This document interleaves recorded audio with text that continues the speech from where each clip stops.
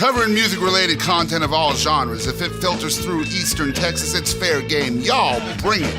From Texarkana down to the coast and Dallas down to Houston and everything in between. We are ETX ROCKS! Hit the brakes! Cut! Hey, this is Nathan Honeycutt with ETX ROCKS, and I'm sitting here at the Liberty Bell in Nacogdoches, Texas, downtown, with Kati Kennedy, the owner. How are you doing, Kati? I'm great. How are you? All right. So we just finished up the Top of the Pines Singer-Songwriter contest. Tell the crowd a little bit more about that and what's been going on with it. It's an annual contest. This is our second year to hold the contest here. We start out with submissions that get put in through our website, and we ask the contestants to submit a video, and then all those videos are then uploaded to our Facebook page, and then we ask all of our followers on Facebook to go in and watch the video and listen to the singer-songwriters and vote for their favorites by liking and sharing.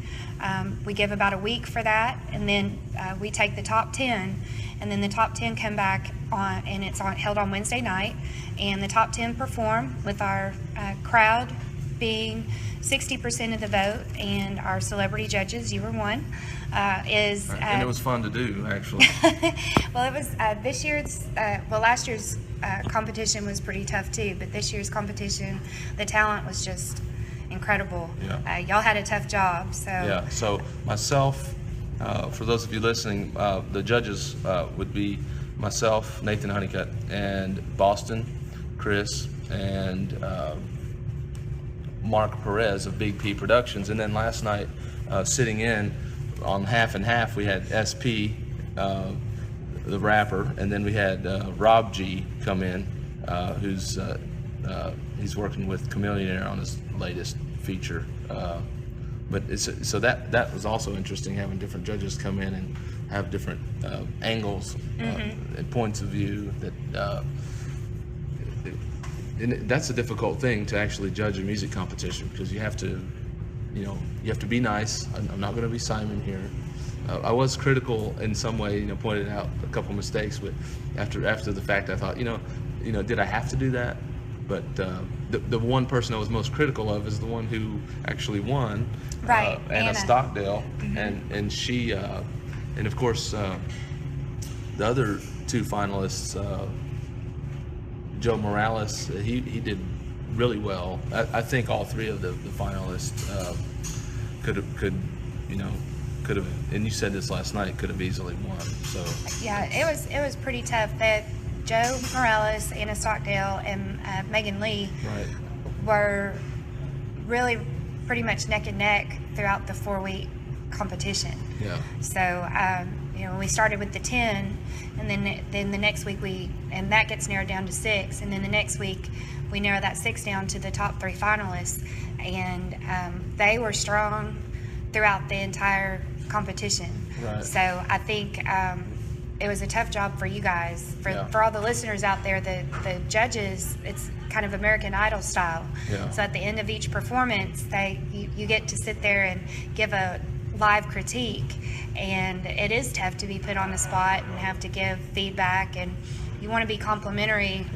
But I also think the level of talent that we have participating, you don't get to that place and get that good without being very self-critical. Sure. And also without being able to take a little bit of criticism. So Right. and it's all, it's a competition. Sure. So they're expecting that, but it's still a tough job that you had to do. Right. And so with the Liberty Bell here, you've done this competition, and you have live music on a regular basis on Thursdays, Fridays, and Saturdays. Are those the usual days? Those I know are the you've done usual Sundays days as well. Yeah, we almost have music every day, and we keep our schedule on our website. We have an app that you can download. What's the name of the app? It's the Liberty Bell. Okay, the Liberty It's Bell. for Apple or any kind of cell phone, right. Android. Yeah. So we've got the app, we have our Facebook page, all of our social media, but we keep our calendar updated as we get things booked. It's usually about 3 months out that you can go on there and see what's going on. But Tuesdays and Wednesdays, we have live music during happy hour. Thursdays, our entertainment changes. Next week, we have our third Thursday karaoke. And which is really fun. Liberty Bell karaoke is very different. We're doing an 80s theme next week, so all of us will be dressed up 80s style. The music That's rad, can be man. That's radical, the music dude. can be anything you want, but we try to have a good time here, and all of our staff really gets involved and sings and does karaoke as well. It's pretty crazy. We have DJ Spanky and Jenny, our karaoke people. Yeah. And they definitely know how to throw a karaoke party. Right. And so the Brick Street Blues Band, do they still play here very much? Or? They do. And they started here. That started with our blues jam, and they met and ended up forming a band, and they've done very well. Yeah. And we have various members of that band play here, as well as the band together. And do they still do the blues jam? We don't do the blues jam anymore. We'll probably we're looking at a different type of an open mic jam, but to do that you have to pretty much have a key group that promises that they're going to be there every time that you're going to do it, whether it's monthly or whatever. Otherwise, you can end up with 15 drummers showing up and one dude with the harmonica. So you need to make sure you've got at least a key band that's going to be available each time, so that the people who show up for a jam style like that, you could have all singers, all bass players. You never know. So, but we're working on that, and that'll probably be done on Thursday nights, once a month. One of the things that we're also looking for, if any of your listeners out there know, we're looking for a gospel choir who can. Once a month, we would like to, on Sunday, we do a Sunday brunch. Like a real choir. A real choir. We want to do, we're very involved in our community. And one Sunday a month, we'd like to have a gospel choir here for our Sunday brunch. We have live music otherwise on Sundays, but, and that brunch would be, we would coordinate that with a charity. We want to be able to have that, maybe a fourth Sunday type thing. And so we haven't found a gospel choir yet. We're looking for one of those. We're always trying to do different and fun things here. So. So you have to keep it jumping, always have something new. We were talking about that yesterday. Offer new food items and different music, different types of music on stage. What are who are some of the notable artists that you've had come to the Liberty Bell here on the stage? Oh, well, we have such a varied, we have everything from blues to R&B to bluegrass to rock and roll, and then I think nowadays more music is of a fusion style. So I mean, specifically name-wise, like, because I know you've had some really impressive artists here. Yeah, and we've I could had name some. Ray Wiley Hubbard, Slade Cleaves. We've had the Black Lilies. We've had a lot of Folk Family Revival comes through. Chubby Knuckle Choir. We've had a big variety. We bring artists in from all over the place, not just East Texas and not just Texas. So we get them. East Texas, I think, is a good place to catch live music because we're nestled right between pretty big sized communities with Dallas and Houston. So it's easy to catch them on their way through. So it's not hard to get the talent here. And we like the diversity too. Milk Drive they call themselves Jazzgrass. It's a bluegrass jazz fusion, and incredible musicians. And then you get like Folk Family. We were talking about them last night. They're one of my favorites, Folk Family Revival. Their name is so misleading because they're really not folk, and there's not much revival going on either. It's more of a psychedelic Americana. I mean, it's very. I would say that's a good description of them, because I heard them I booked them at the East Texas State Fair in Tyler a couple years ago, and a few years, I don't even remember when. And I remember thinking that their much more of a progressive band than, like you said, it's beyond what you might expect. They have some almost Nashville quality sounds, and then they totally flip it to where it's really unpredictable. So here in Nacogdoches, we're at the Liberty Bell. It's on Main Street, and the brick streets are right out front, and we are right in the middle of the Nacogdoches community, the oldest town in Texas here. And one thing you'll find here at the Liberty Bell is awesome live entertainment and awesome food. Tell me about the food, the lineup that you have here. And I know you have chefs. People don't call these guys cooks. They're called chefs, and it's like that for a reason. I know Boston had a burger here 3 Wednesdays ago, and he said that is the best burger I ever had. And what's it called? It's called the best burger. It's called the best burger. Yeah. And so last week he came back and said, I want that burger again. And then last night he said I want to order something else, but I don't know if I can outdo that burger, Yeah. But anyway, so there are great things on the menu. I like the flatbread pizza. I had the Dempsey fish and chips, which is named after Clinton Dempsey, who is from here, one of the best soccer players in the world. Right. So you do involve the community, and I think that's a really cool thing. But tell us about some of your food and how is it so good here? Well, we're pretty excited about we change our menu seasonally, and so tomorrow we'll be rolling out our fall menu. Wow. It gets changed. That's a lot of work. It is, but it's fun. Yeah. And we have a lot of regulars. We kind of consider ourselves downtown's living room. So people come in here. Texas Monthly said we're like Cheers. And so people come in here, and we have regulars, and we like to give them some variety. Sure. And of course, everybody likes the burgers, and we have appetizers, soups and salad. We have sandwiches, burgers, and then we have entrees as well. Yeah.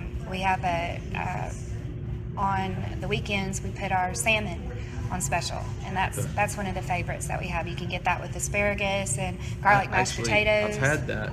I had and your pita bread and hummus I think is really good too. So.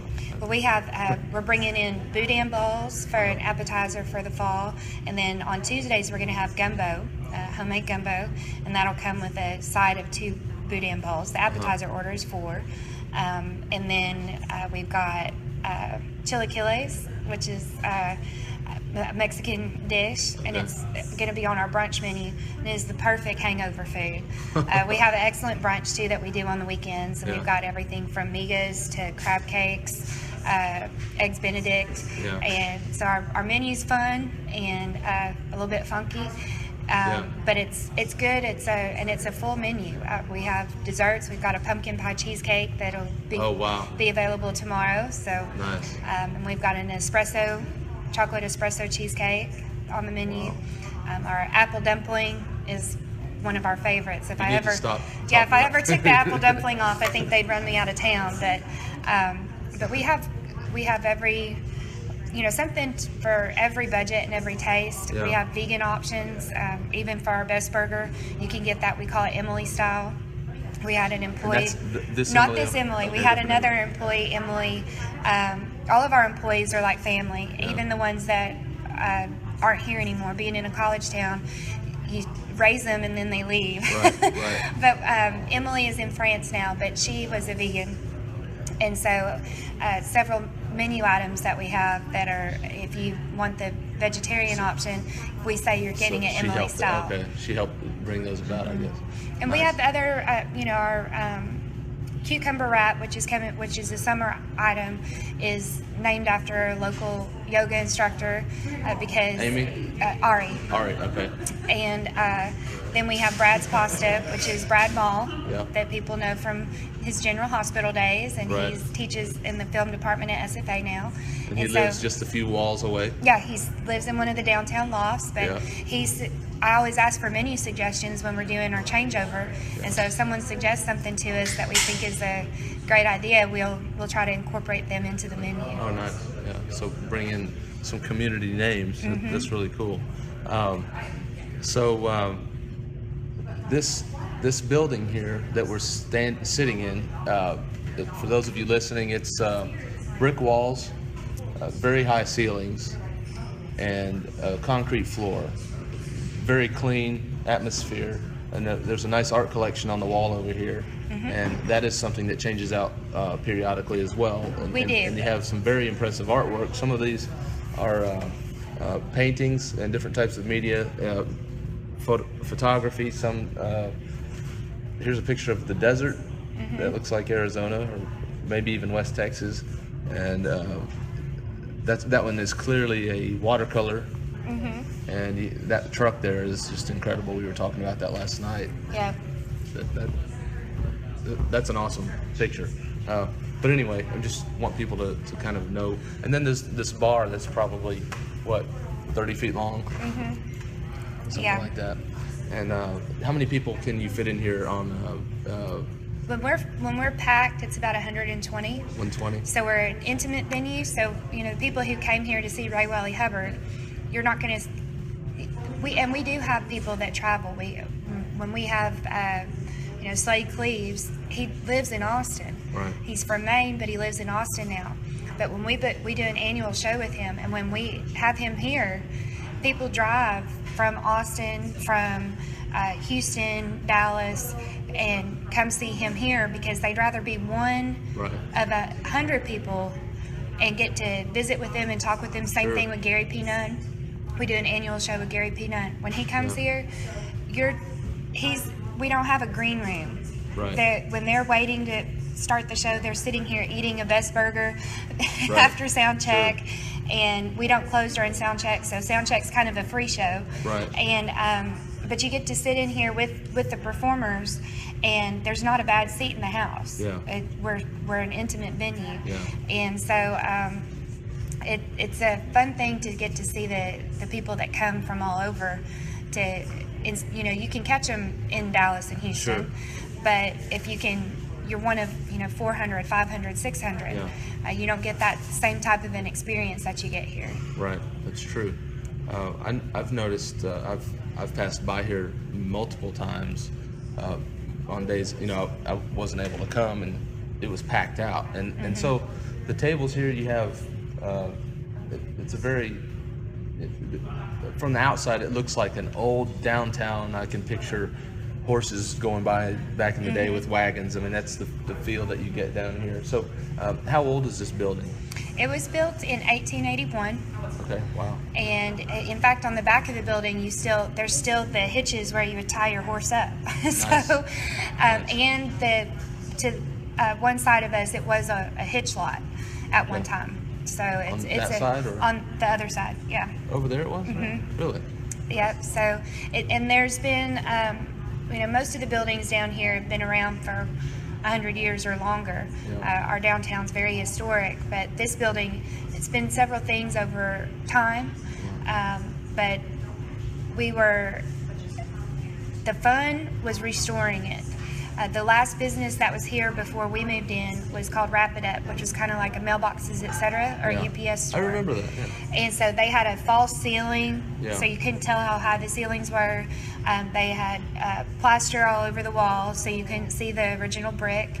And it looked more like an office retail building. Yeah. And we took the front of the building off and remodeled it and restored it back to the original look. In fact, the front doors were found in the back of the building, and they're the original front doors to the building. Wow. And I noticed the front doorknob is actually, it has a bell. a bell. Yeah. We tried to maintain the integrity of the building. It took a lot of work to get the plaster off and bring the brick back. And looking at it, I can't tell that plaster was over there, which is impressive because it's no joke to.